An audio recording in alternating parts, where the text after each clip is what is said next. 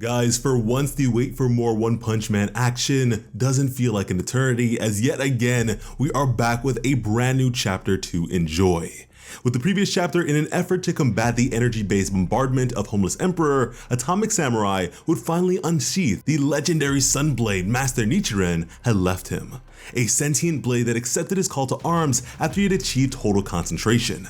And with it, Atomic Samurai made short work of Homeless Emperor's attacks, now blazing with an unparalleled fiery fury and stance. Golden S would intervene in an attempt to protect Homeless, but would ultimately lose an arm. What was the equivalent to the deaths of 12 trillion Black S's.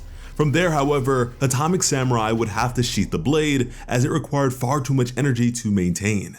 As just then, evil natural water would emerge, as the creature was somehow still alive, seeming to have emerged on account of the killing intent present on the battlefield.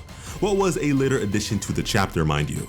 However, to halt the progression of these monsters would be the sound of the King engine revving up. Metal Bat was here now too, but would opt to stay on standby, cleaning up any Black S stragglers. Now, the presence of King, the Hero Association's strongest fighter, was one that had all of the monsters on edge. A man they perceived to be their greatest obstacle, and one to be especially cautious of, requiring a complete team effort to thwart. Internally, King would begin to panic and wonder where Saitama was, as Child Emperor and Prisoner would enter the fray, happy to see him as well. To begin this latest chapter, we would have a rather seductive cover of Psychos, who of course looks amazing despite being so thoroughly evil. From there, we would have an explanation of the King engine. What was to monsters a symbol of fear and infamy that meant nothing short of certain death. The overwhelming presence of a man that brought terror to all monsters. However, in the case of the Monster Association's threat level dragon members, being so convinced of their own power as opposed to outright fear, the threat of such a sound was more likely to call for an adrenaline rush and a lust for battle. They would all watch him very closely, as in his mind, King was certain of his own death. But because he hadn't moved an inch, they begin to wonder if King was waiting for them to make the first move. At this point, one of the Black S's would inquire as to how exactly King fights. However, Homeless Emperor had no idea that of all the known heroes, King was the only figure with a noticeably abnormal lack of battle data. What was believed to be an exceptional ability to manipulate information, as he was the strongest man for a reason after all. On one hand, they did have hostages, however, there were rumors that King could make monsters drop unconscious without even touching them. And so despite all their strength, they couldn't afford to let their guard down. The S's weren't exactly fans of being lumped in as a collective, but Homeless would for the most part ignore this and proclaim the commencement of a test. King would question what the guy was testing, as Homeless would respond by saying that he was going to test how someone like King would go about avoiding his attacks, as he would call forth a ball of energy on par with the one that Atomic Samurai had saved the other swordsman from with the Sun Blade. King would then question what exactly would happen if he touched such a thing, as Homeless would respond that under normal circumstances, he would be vaporized. From there, Homeless was just about ready to launch off and would express his desire to wipe the calm smile right off of King's face, as suddenly King would tell him to wait and wonder if the monster had noticed it yet. Homeless would pause his attempt for a moment and question King's words, as King would reaffirm his statement, then telling Homeless to look under his feet, which downright put the fear of God into this man Homeless, as he would quickly look down.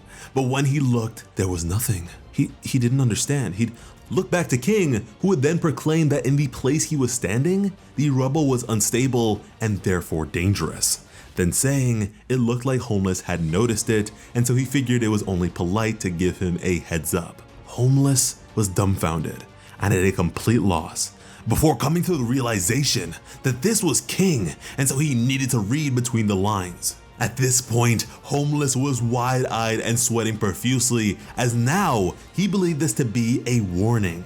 A message from King that pretty much said that he can dodge a light sphere and close a distance in an instant. That Homeless couldn't possibly get away from him while standing on such loose stone. This shift in control had Homeless shaking, as he believed King was testing him instead. That if he hadn't read between the lines and stopped his attack, then surely King would have found an opening and killed him instantly. The presence of King was overwhelming. Homeless would then begin to nervously laugh after now having caught a glimpse of King's true power. But having figured it out, or at least what he figured was the case, Homeless would vow to show everyone the real King, which had King now quaking in his boots as he would wonder if Homeless Emperor knew he was a fraud.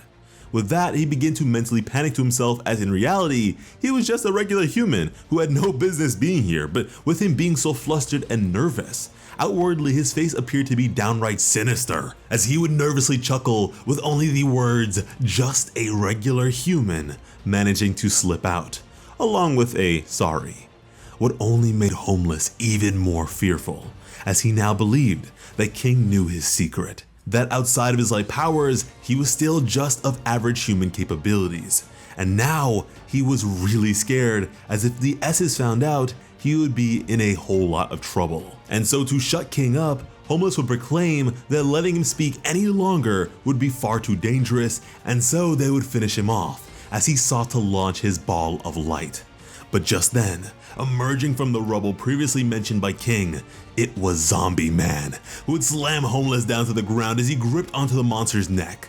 The orb had faded away, and the previously presumed to be dead Zombie Man was now on top of him. And boy was Child Emperor happy to see him. Homeless would then begin to call for several balls of light, but Zombie Man was unfazed, as to hit him with them now would mean to also suffer lethal injuries of his own. So now, stuck between a rock and a hard place, Homeless would scream out for the Black S's to come to his rescue. But the Black S's were unmoving. They simply couldn't take the chance, as King could very well seize the opportunity and wipe them all out. As far as incredible as their numbers may be, it's not as if they were infinite, which just goes to show the infamy of King, as this was not the case with Atomic Samurai previously, despite him with the Sunblade being capable of crazy decimation. What's more is that evil natural water, a creature that responds to hostile attacks and emotions, was stationary, which only made Black S's mind race as he would wonder if King had discerned water's ability, and as a result, halted his killing intent entirely. That even at a crucial moment such as this, King was able to completely suppress such emotions against them. What would effectively be akin to facing a mere ant.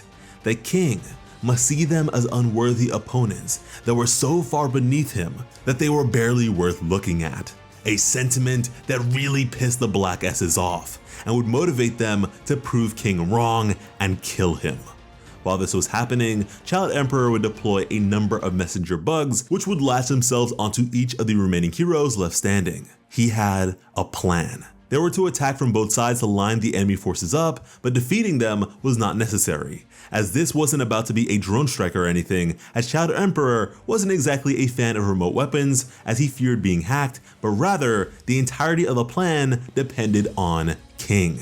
As once the monsters were all grouped up, he expected King to go into super sparking King mode and use his limited time secret finishing move, the ultimate Hellfire burst wave motion cannon. And so either this kid has a crazy overactive imagination or the rumor mill is smoking that good stuff, because I have no clue where this thought would have come from. As it would seem that to the people of this world, King is Goku. Child Emperor expected this to beat all the enemies at once regardless of weaknesses. With that being said, he was actually running low on sugar, and so that's probably why he came up with such a ridiculous plan. As just then, Black S would call out to King and begin to fuse what was a collective 11,449,100,712,554 of them. They would then furthermore bond with Golden S, which was a collective 54 trillion.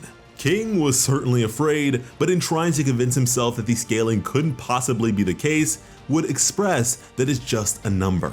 However, with them all conjoining, Child Emperor would see this as a shining opportunity as it made them that much easier to destroy. Now, as a contingency against death, 100 of them would make a break for it as insurance. However, Metal Bat wouldn't allow such a thing to occur. But as he faced his monster, what he saw from it were tears. Metal Bat assumed the thing was scared or something, but the reasoning was far deeper than that.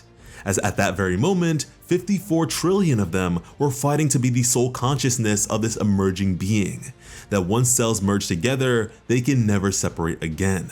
that for the birth of this new life, countless others would be sacrificed. What he found to be a precious and beautiful process, what was essentially a battle manga explanation of insemination. And as this fusion occurred, Prisoner would secure both Genos and Tornado. And so now with evil water and the emerging creature being in a straight line, Child Emperor would cry out for King to quickly attack and finish things, as one of the few remaining Black S's was crying his eyes out on account of the deep sadness he felt towards the loss of his brethren. However, this was the emergence of the true him, and so he couldn't help but be happy at the same time, as Metal Bat would exterminate the remaining Black S's, as to emerge from the chrysalis, it would be Platinum S, a majestically horrifying entity, and that was the chapter. Okay, King is the GOAT, no doubt about it. This man gaslit the strongest monsters around into stagnation and desperation, all without even trying to do so. For my One Piece fans out there, this man puts Usopp's cap to shame. This chapter had me dying of laughter, but good lord, Platinum S. This is actually insane. Forget teaching your kids about the birds and the bees. These days, we progress from Black S to Golden S to Platinum S. I need to know this thing's threat level and scaling yesterday. This is hype. I mean, they already couldn't handle gold, so I have no clue how they'll make it out of this one, but you best believe we will be here when the time comes, so we hope you are as well. To do so, go ahead and subscribe to Plot Armor with notifications on, because when it comes to bringing you some of the best One Punch Man content on the platform, Plot Armor has you covered. As always, I'm Slice of Otaku. Thank you all so much for watching and have an awesome day. I love you.